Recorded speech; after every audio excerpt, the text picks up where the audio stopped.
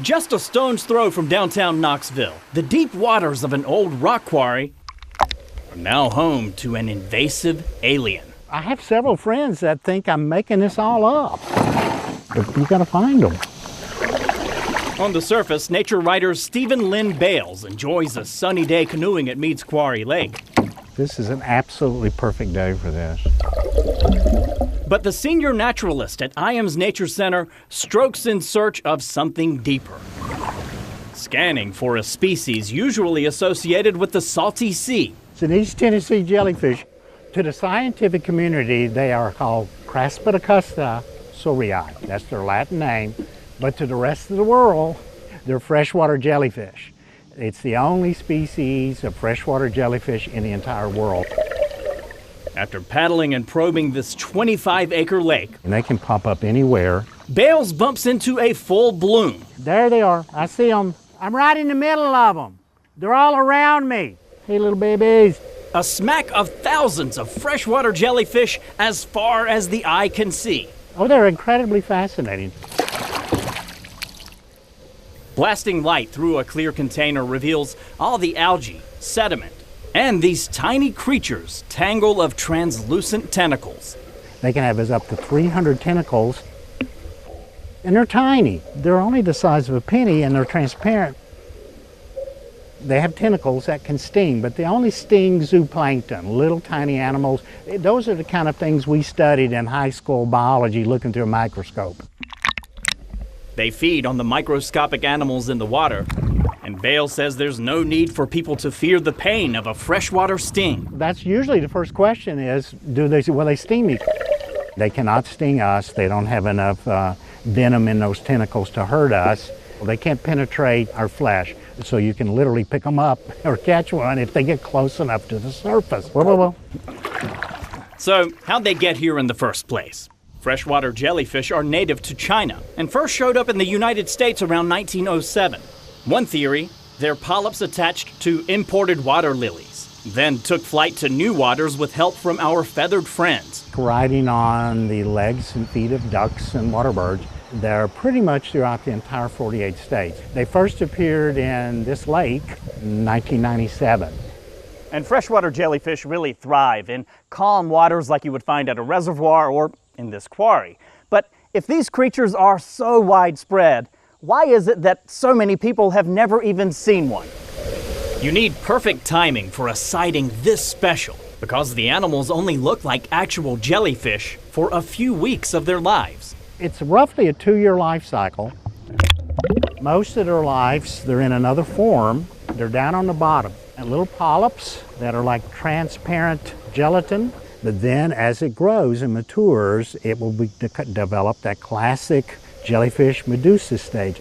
That's their adult stage. It's a lot like a butterfly's final stage of life. So there is a tight window. So I'm excited to see them. It's like old friends again. And when the water heats up, so does this underwater undulation, all for reproduction. The boys and girls find each other. Each will lay eggs, and pretty shortly after that, as the temperatures start to drop, all the adult medusas die. Bale says jellyfish are sensitive to pollution, so this is a good sign the water is clean. A ripe location for eggs to take hold and transform 80 feet below, and repeat the cycle of life until their next late summer surge to the surface. I think you should care because simply it shows the marvel of life on Earth. Even at an old industrial site, nature can reclaim this chiseled scar on the land and give life to something in between the solid rocks and the flowing fluids to conjure up a joyful jelly. These incredibly wonderful, tiny little creatures called freshwater jellyfish. These are the most fascinating creatures I can imagine, but just enjoy it. At Meads Quarry Lake, Jim Matheny, WBIR 10 News.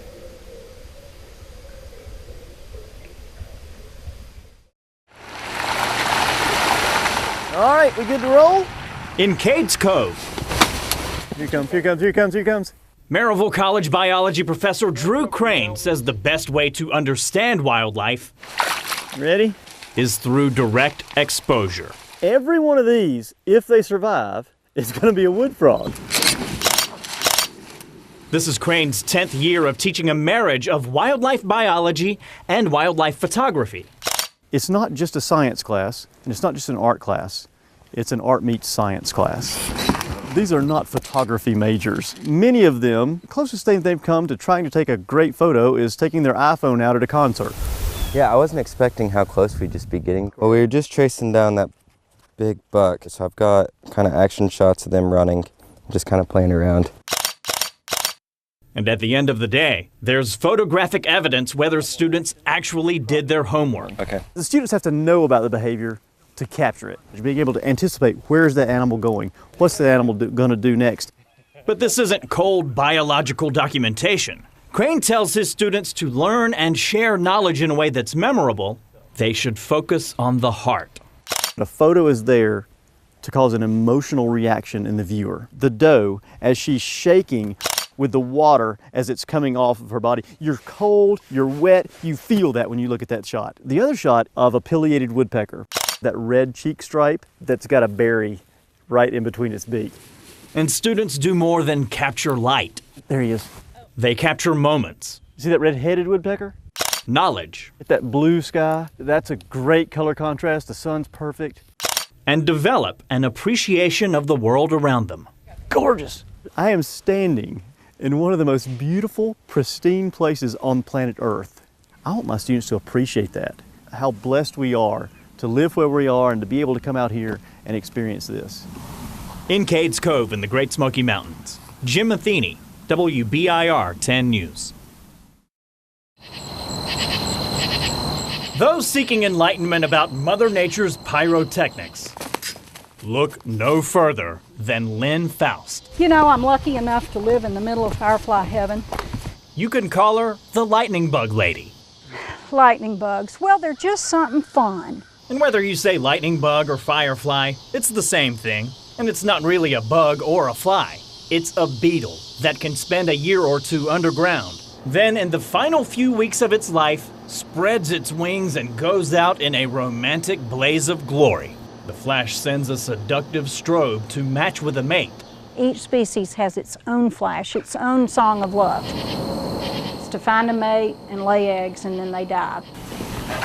Faust did not originally set out to become a luminary in lightning bugs. For her, the light came on in the early 90s. That's when she personally introduced the world to the now famous synchronous fireflies in the Great Smoky Mountains. It really is truly something fabulous.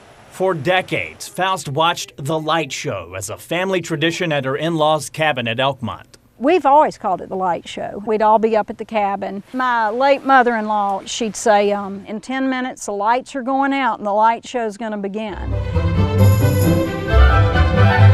In this interview from the 1990s, Faust told WBIR's The Heartland series that she realized the species in the Smokies was special after stumbling across an article in Science magazine. In reading it, the comment was made that there were no synchronized fireflies in the Western Hemisphere, and thought, oh, we've got them. You know, we've been watching them for years up at Elkmont. Scientists saw Faust was spot on, and soon Elkmont became a sold-out synchronous sensation. To enjoy a simple, natural phenomena. I think that's really good. And putting a spotlight on the Smokies' lightning bug light show gave Faust a burning desire to learn about all the other types of fireflies. There's so much variety. But finding information was not as easy as you think, mostly because these little beloved bugs don't bother anybody. They don't kill anything, and they're not an agricultural pest, so there's no research funding for a happy little insect like a lightning bug. A big one. So on her own, Faust spent decades digging through scholarly articles and doing her own research. These books represent 25 years of field notes.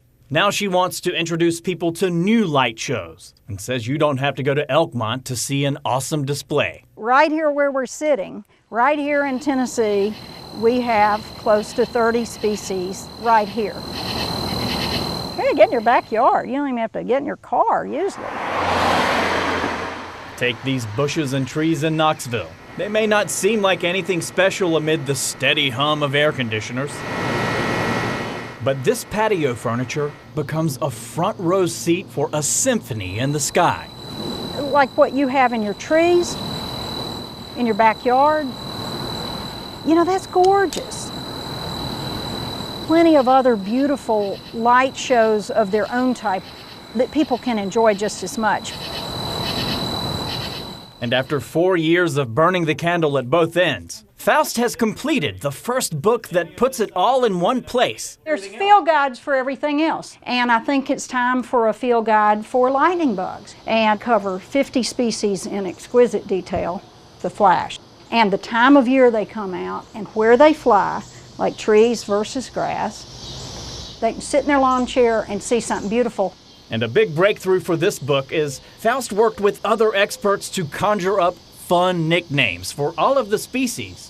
Names that people can actually remember. Such as the Big Dipper. When it flashes, they dip when they flash. It's what you probably caught in your yard if you were chasing and catching fireflies. And they're fun because they actually display at dusk when you can still see them.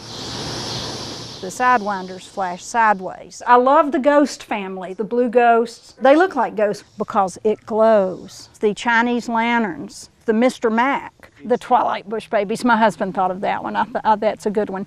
Live under the bush and they come out at twilight and they're little bitty things, so they're little bush babies. The tourist hebe. I said, let's just do heebie-jeebie because they flash quickly. It's kind of like the heebie-jeebies. They flash as much as almost 2 times a second on hot nights. And the smoky synchronous aren't the only ones that flash in unison. You can find another synchronous species in a snap. We call them the snappy sinks, the Photurus frontalis. It's very widespread. They're in Sequoia Hills, that same species, anywhere you get a kind of a mature forest. But lightning bugs have to be careful what they flash for.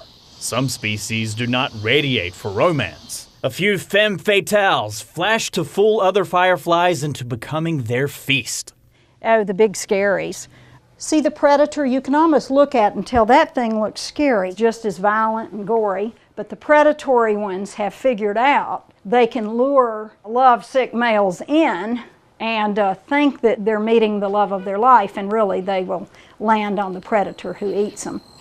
Whether it's the big scaries, the big dippers, or the heebie-jeebies, Faust says finally putting a name with a flash can light a fire for more people to get out into nature and care for and protect the beaconing beetles in their own backyards. You aren't ever going to love what you don't know. And until you know what you're looking at, you're not going to care about it. It's the biggest compliment. People said, I feel like that firefly, I know it now. It's my friend. In Knoxville, Jim Matheny, WBIR 10 News.